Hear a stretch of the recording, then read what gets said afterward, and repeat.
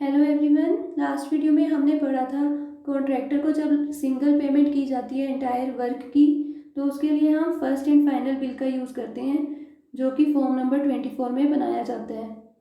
लेकिन जब कॉन्ट्रैक्टर को किसी वर्क के लिए मल्टीपल पेमेंट्स की जाती हैं जिन्हें हम रनिंग पेमेंट्स कहते हैं, तो वो किस पे बनाई जाती है? रनिंग अकाउंट बिल पे, यानी कि फॉर्म नंबर 26 में।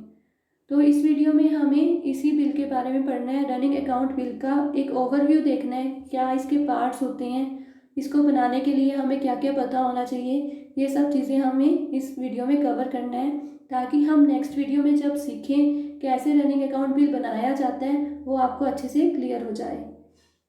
तो स्टार्ट करते हैं।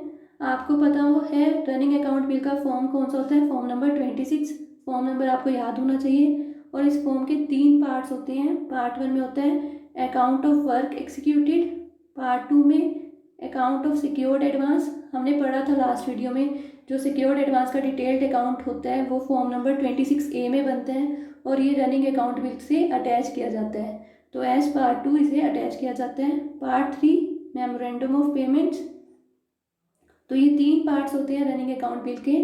Part 1 account of work executed, part 2 में होता है account of secured advance, part 3 में memorandum of payments. Secured advance का फॉर्म नंबर आपको याद रखना है, फॉर्म 26A, बहुत इंपॉर्टेंट है। जब कॉन्ट्रैक्टर को फाइनल पेमेंट की जाती है रनिंग अकाउंट पे, फाइनल पेमेंट की जाती है रनिंग अकाउंट पे, तो कॉन्ट्रैक्टर को लिखना होता है in full and final settlement of all demands. तो ये वाली लाइन कौन लिखता है? कॉन्ट्रैक्टर। अगर कॉन्ट्रैक्टर पढ़ा लिखा नहीं है, वो नहीं लिख सकता, तो जो डिसबर्सिंग ऑफिसर है वो खुद उसके बिहाफ पे लिख देता है। लेकिन वैसे एज पर रूल्स ये किससे लिखना होता है? पेई को, यानी कि कॉन्ट्रैक्टर या सप्लायर को, जिसे पेमेंट की होती है, जिसको पेमेंट मिल रही है, वो ये लाइन ऐड करते हैं इन पे ऑर्डर के बाद, in full and final settlement of all demands. तो ये आपको पता होना चाहिए। ये पूछ लेते हैं क्वेश्चन, शायद इस बार भी पूछा हुआ था कि ये कौन लिखता है। अब हम इसके पार्ट्स देख लेते हैं। पार्ट 1 में आता है अकाउंट ऑफ वर्क एक्सिक्यूटेड। इसके 6 कॉलम्स होते हैं। कॉलम 1 में हम दिखाते हैं वर्क में जितनी भी आइटम्स यूज़ हो रही हैं, जिनकी पेमेंट की जा रही है, उनको मेंशन किया जाता है। जैसे ब्रिक वर्क हो गया, सीमेंट वर्क, आरसीसी, तो हम आइटम का नाम लिखते हैं।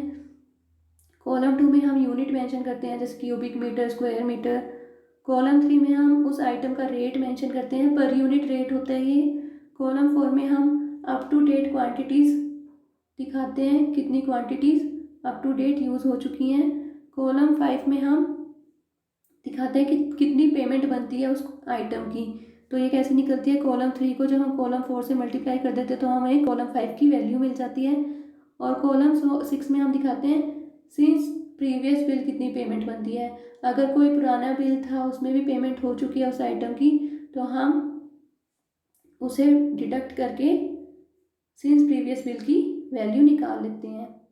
तो इस फॉर्म को भरने से हमें 2 वैल्यूज़ मिलती हैं। एक तो मिलती है total value of work done, जिसे हम ए से डिनोट करते हैं, और एक वैल्यू हमें मिलती है net value of work done since previous bill, जिसे हम एफ बोलते हैं। तो आपको पता होना चाहिए पार्ट 1 से हमें 2 चीज़ें मिलेंगी, ए एंड एफ। ए दिखाता है total value of work done, यानी कि टोटल अमाउंट दिखाएगा वर्क की जो अब तक हो चुका है।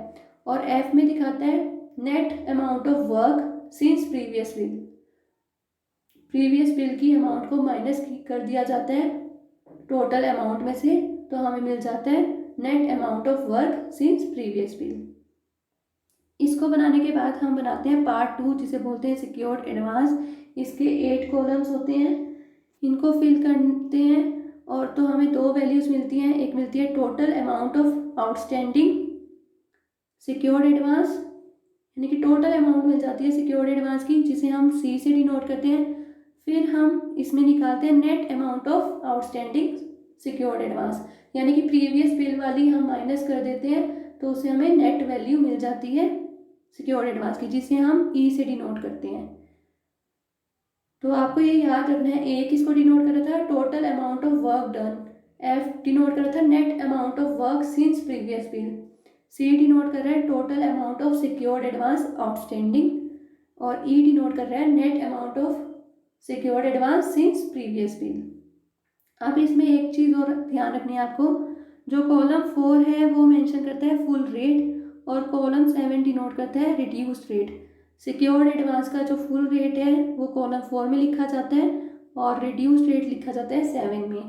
जो रिड्यूस्ड रेट है वो कैसे निकाला जाता है, 90% ऑफ फुल रेट कैलकुलेट करके हमें रिड्यूस्ड रेट मिलता है। तो ये पॉइंट याद रखना है आपको।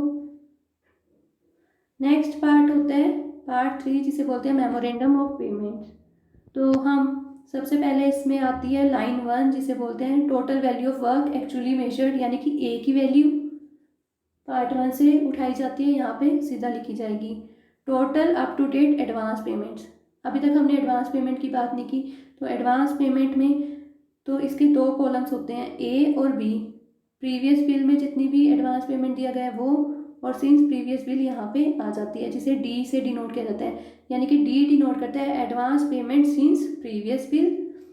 इन दोनों को टोटल करके हमें ए बी की वैल्यू मिल जाती है, वो होती है total amount of advance payment. फिर हम लिखते हैं लाइन 3 में सिक्योर्ड एडवांस, टोटल जितना भी सिक्योर्ड एडवांस है जिसे हम सी से डिनोट करते हैं वो अमाउंट यहाँ आ जाती है। फिर हम ए बी और सी का टोटल करते हैं तो हमें लाइन 4 की अमाउंट मिल जाती है। अगर कोई भी अमाउंट विदहेल्ड की जाती है, जैसे साइट क्लियरिंग नहीं की अभी कॉन्ट्रैक्टर ने, तो उसकी कुछ अमाउंट विदहेल्ड कर देते हैं, तो यहाँ पे उसकी एंट्री की जाती है। तो ये जो टोटल अमाउंट आई थी उसमें से यहाँ से माइनस कर देंगे तो हमें बैलेंस मिल जाएगा, जिसे बोलते हैं के से डिनोट किया जाता है। फिर अगर लास्ट बिल था कोई, तो उसमें जो के की वैल्यू होती है वो यहाँ से माइनस कर दी जाती है, तो हमें नेट अमाउंट मिल जाती है जो पेमेंट करनी होती है। ठीक है, लेकिन अभी हमें देखना है कि कुछ रिकवरीज भी की जाती हैं कॉन्ट्रैक्टर से। जैसे हमने पढ़ा था कि कॉन्ट्रैक्टर से 2 टाइप की रिकवरीज की जाती हैं, रिकवरीज क्रेडिटेबल टू वर्क और recoveries creditable to other works. तो जो लाइन 8 है उसके 3 कॉलम्स होते हैं, column 8A, column 8B, column 8C। तो 8A में वो वाली रिकवरीज दिखाते हैं जो क्रेडिटेबल होती है वर्क को, जैसे कि अगर मटेरियल इशू किया गया था इस काम को करने के लिए तो उसकी कॉस्ट रिकवर जो की जाती है इसमें आएगी। अगर उसने कोई डिफेक्टिव वर्क कर दिया है तो उसका जो फाइन लिया जाएगा वो इसी में आएगा। तो ये वाली जो रिकवरीज हैं वो आती हैं कॉलम 8A में। और कॉलम 8B में कौन सी रिकवरीज आती हैं, जैसे इनकम टैक्स अगर काटा है, सिक्योरिटी डिपॉजिट जो कटता है, डीले का फाइन लगता है, जो कोर्ट अटैचमेंट की कोई रिकवरी है, किसी और डिपार्टमेंट या डिवीज़न की कोई रिकवरी की जा रही है, मोबिलाइजेशन एडवांस की रिकवरी की जा रही है, किसी टूल एंड प्लांट्स के हायर चार्जेस को रिकवर किया जा रहा है, तो वो किस में आएंगे, 8A में। तो जब हम इस नेट अमाउंट में से रिकवरीज को माइनस कर देते हैं तो हमें चेक की वैल्यू आ जाती है। तो जो चेक की वैल्यू आती है वही तो मेन पेमेंट की जाती है, जिसपे पे ऑर्डर लगता है, जो अमाउंट कॉन्ट्रैक्टर को पे की जाती है। तो मेन तो आपको मैं यहाँ पे यही बताना चाहती थी कि ये अल्फ़ाबेट्स होते हैं और इन अल्फ़ाबेट्स की वैल्यू कैसे निकलती है। तो ऐसे एक जी होता है और एक एच होता है। जो जी की वैल्यू होती है वो लाइन 5B को अगर हम 8A के साथ प्लस कर देते हैं तो जी की वैल्यू मिल जाती है। और एच की वैल्यू कैसे निकलती है, 8B प्लस 8C। तो ये आपको याद रखने हैं एज इट इज़। अब कुछ इंपॉर्टेंट पॉइंट्स हैं। जो इनकम टैक्स है उसकी वैल्यू किसके इक्वल होती है, 2% of D plus E plus F। जो हमने देखे थे अल्फ़ाबेट्स, D डिनोट कर रहा था advance payment since previous bill, E denote कर रहा है secured advance since previous bill, F denote कर रहा था work done since previous bill. तो उनका टोटल करके 2% निकालते हैं तो हमें इनकम टैक्स मिल जाता है। पे ऑर्डर मैं बता चुकी हूँ। पे ऑर्डर जो चेक की अमाउंट होती है वो पे ऑर्डर लगाया जाता है जिससे पेमेंट की जाती है कॉन्ट्रैक्टर को। कॉन्ट्रैक्टर जो एक्नॉलेजमेंट देता है वो ग्रॉस अमाउंट के लिए देता है, जो कि लाइन 8 की फिगर होती है, यानी कि टोटल अमाउंट की वो एक्नॉलेजमेंट देता है, क्योंकि वो थोड़ा ना देगा रिकवरी की। रिकवरीज इसमें से माइनस करते हैं तो वो हमें चेक की अमाउंट मिल जाती है। अब हमें देखना होता है अगर हमारा रनिंग अकाउंट बिल जो हमने बनाया है वो ठीक है या नहीं ठीक है, तो उसके लिए 3 चेक्स हैं। अगर ये सेटिस्फाई होते हैं तो हमारा रनिंग अकाउंट बिल ठीक बना है। तो ये चेक्स आपको याद रखने हैं। H माइनस एफ की value D plus E minus G के इक्वल होगी। सीधा MCQs पूछ लिए जाते हैं कि कौन सी लाइन ठीक है, इसमें थोड़ा सा चेंज करके MCQ बना दिया जाता है। जो लाइन 8 की वैल्यू होती है वो किसके इक्वल होती है, D plus E plus F minus 5B। तो अगर हम ये करें तो ये ठीक होना चाहिए। जो लाइन 7 में हमने लिखी थी figure K of last will, वो कैसे निकलेगी वो भी हमें पता होना चाहिए। नेक्स्ट चीज़, अभी हमने देखा कि लाइन 8 में कौन सी रिकवरीज आती हैं जो सेम वर्क को क्रेडिट की जाती हैं। ये आपको सारी याद रखनी है। जो भी मटेरियल इशू किया जाता है कॉन्ट्रैक्टर को उस काम को करने के लिए, तो उसकी जो कॉस्ट रिकवर की जाती है वो इसमें आएगी। डिफेक्टिव वर्क पे फाइन लगा है वो इस पे आएगा। अगर कॉन्ट्रैक्टर के बिहाफ पे डिपार्टमेंट डिफेक्ट ठीक कर रहा है तो उसकी जो कॉस्ट है वो रिकवर की जाती है, तो वो भी लाइन 8A में आएगी। अब अदर वर्क्स को जो क्रेडिट की जाती है रिकवरीज वो आती है लाइन 8B में। ये भी आपको पता होनी चाहिए कौन कौन सी, जैसे security deposit, income tax, cost of material issued to contractor for other works, अगर हायर चार्जेस की रिकवरी की जा रही है, सुपरविजन चार्जेस की, डीले का फाइन, अगर वो अनयूज्ड मटेरियल वापस नहीं करता तो उससे जो पेनल्टी चार्ज की जाती है वो भी रिकवर किस में किया जाता है, 8B में। कोर्ट अटैचमेंट की रिकवरी, मोबिलाइजेशन एडवांस की रिकवरी, तो ये सारी किस में आती है, लाइन 8B में। तो अभी मैंने मेन पॉइंट्स बता दिए जो आपको रनिंग अकाउंट बिल बनाने में हेल्प करेंगे। आई नो ऐसी चीज़ें नहीं क्लियर होती, अभी आपको बहुत डाउट्स होंगे। जब हम नेक्स्ट वीडियो में प्रॉपरली कोई एक रनिंग अकाउंट बिल बनाएंगे तो आपको चीज़ें क्लियर होंगी कि कैसे इन्हें लिखा जाता है, कैसे इन फॉर्म्स को फिल किया जाता है। तब आपको और अच्छे से चीज़ें क्लियर हो जाएंगी।